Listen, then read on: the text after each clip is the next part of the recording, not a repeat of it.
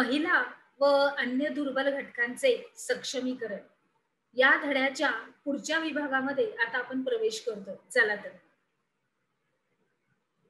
तर आता पुढे बघूया विद्या बाळ यांची नारी समता मंच आणि मिळून साऱ्या जणी ही नियतकालिके, समाजवादी महिला सभा, क्रांतिकारी महिला संघटना यांचं सुद्धा कार्य स्त्री प्रश्नांच्या संदर्भामध्ये महत्वाचं ठरलं. मग आता महाराष्ट्रामधल्या रोजगार हमी योजनेनं स्त्री ही सबलीकरणास मदत केली. पुढे प्रमिला दंडवते यांनी दिल्लीमध्ये 1976 मध्ये महिला दक्षता समिती केली. आपण त्यांचं छायाचित्र बघतोय प्रमिला दंडवतेंचं. त्याच्यानंतर आंध्र प्रदेश, तामिळनाडू, केरळ, ओडिशा, मध्य प्रदेश, उत्तर प्रदेश, पंजाब या राज्यातून या समितीच्या शाखा या निघाल्या. म्हणजे प्रत्येक ठिकाणी या शाखा उघडल्या गेल्या. आणि मग कम्युनिस्ट पक्षानं अखिल भारतीय जनवादी महिला संघटना 1980 मध्ये स्थापन केली. किती साली? 1980 मध्ये स्थापन केली. आणि ह्याच्यामध्ये या संघटनेच्या शाखा भारतभर काढण्याचे प्रयत्न केले गेले. आणि तसेच हुंडा यामध्ये आणि स्त्री भ्रूण हत्या, कौटुंबिक अत्याचार या प्रश्नावरती या संघटनेनं संघर्ष छेडला. आणि मग अशा विविध पातळ्यांवर स्त्री प्रश्नावर संशोधन सुरू झालं.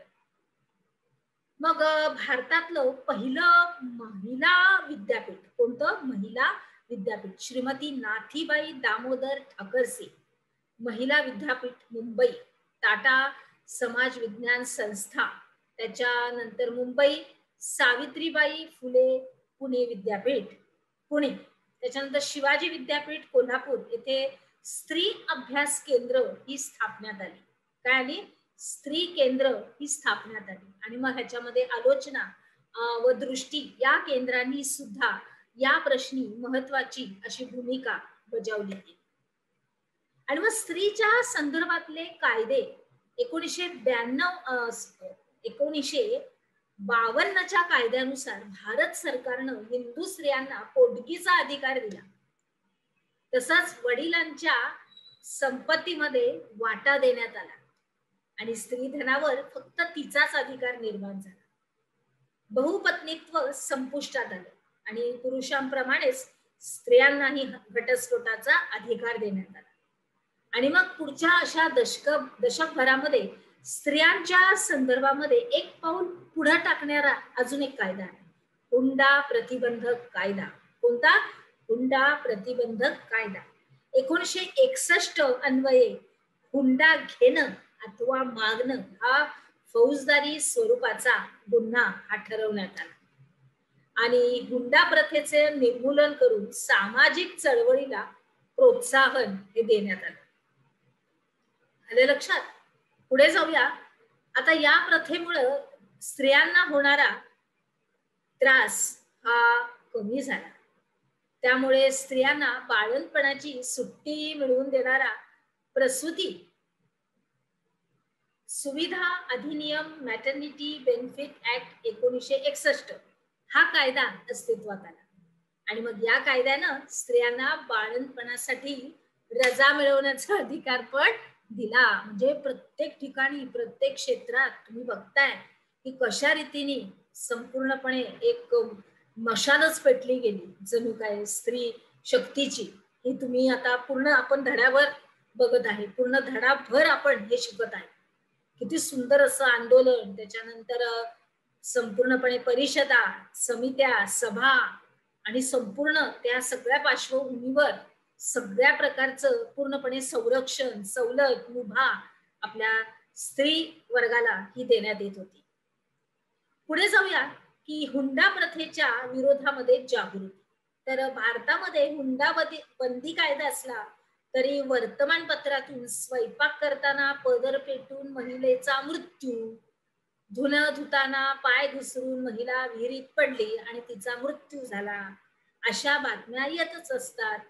मग याच्या खोलवरच्या जर चौकशा केल्या तर हुंडा हे एकच कारण कितीतरी वेळा पुढे आलं गेलं.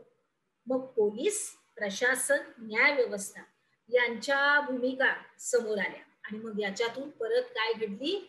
जागृती. आणि यामुळं 1984 मध्ये हुंडाबंदी सुधारणा कायदा हा अस्तित्वात आला. आणि 1988 मध्ये 2209 स्त्रिया, त्याच्यानंतर 1990 मध्ये 4835, 1993 मध्ये 5377 स्त्रिया या हुंडाबळी ठरल्या.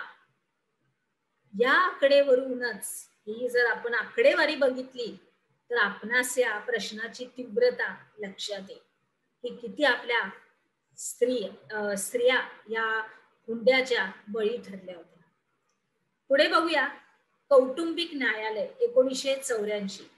तर विवाह संदर्भातील काही वाद, काही सांसारिक समस्या यातून निर्माण होणारे काही प्रश्न, मग त्याच्यानंतर ते पोटगी लागते, मग एकल पालकत्व, जर मुलं बाळ असतील तर एकल पालकत्व कुणाला द्यायचं त्याच्या संबंधात, त्याच्यानंतर विभक्त राहायचं म्हणजे वेगळं वेगळं, म्हणजेच विभक्त राहणं म्हणजे वेगळं वेगळं राहणं, मग अपत्यांचं संगोपन, मालकी कुणाला द्यायची, अशा कुटुंब व्यवस्थेशी निगडीत अशी वादांची सगळी सोडवणूक करण्यासाठी एक कौटुंबिक न्यायालय स्थापन करण्यात आलं. आणि या न्यायालयामध्ये साक्षी, पुरावे तपासण्यापेक्षा सामंजस्य आणि वकिलाऐवजी समुपदेशकांना प्राधान्य देण्यात आलं. म्हणजे एकमेकांबरोबर चर्चा करायची आणि व्यवस्थित योग्य तो सल्ला घ्यायचा. प्रकरण वेगानं पण न्याय पद्धतीनं सोडवण्यावर हा भर देण्यात आला. बघा म्हणजे त्याच्यानंतर पुढे आहे पोटगी बाबतचा खटला. पोटगी बाबतचा खटला 1985. एखाद्या विवाहित महिलेला तिच्या नवऱ्यानं जर घटस्फोट दिला तर मग तिच्या उदरनिर्वाहाचं साधन म्हणून काय, तर तिला दरमहा एक ठराविक रक्कम ही नवऱ्यानं द्यायची आणि त्यालाच पोटगी असं म्हणतात. व सर्वोच्च न्यायालयामध्ये मोहम्मद अहमद खान विरुद्ध शहाबानो बेगम खटल्यामध्ये शहाबानो यास पोटगी मागण्याचा अधिकार आहे असा निर्णय न्यायालयाने दिला. मात्र धार्मिक संघटनांनी याविरुद्ध गदारोळ केला आणि परिणाम काय झाला, तर या संसदेमध्ये Muslim women act, protection of rights on divorce हा संमत झाला. पुढे जाऊया, आपण काय शिकलो या अंतर्गत टिपा लिहायच्यात तुम्हाला, अर्थात तुमच्या वहीमध्ये व्यवस्थित नमूद करायच्यात.